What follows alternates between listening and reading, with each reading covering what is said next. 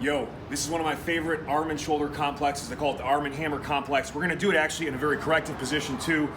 From a split kneel, you'll do 3 minutes total of this complex, max reps per time, trying to never let the dumbbells down if you can.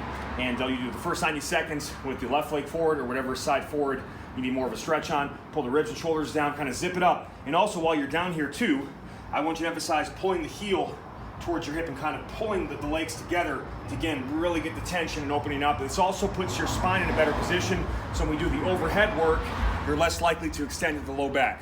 So mobility package into the lower body as we do this work. Here it is, the movement. It's a complex, meaning multiple movements combined into one that you do for time. So elbows tied to the side, hammer curl to overhead press to overhead tricep extension. Don't lose the abdominal crunch. Keep the rib shoulders down, back glute engaged so we get that hip flexor stretch going. All right, and the limiting movement is the overhead tricep extension. So you pick a load that allows you to effectively do that. You'll be fine on the other two movements, so they're gonna get challenging too as we go. I mean, 3 minutes of total time under tension with the upper body, the core. I use a pair of 25s in this and I just try to stay in motion.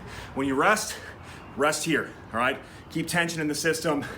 Crazy arm pump, but light loads go a long way.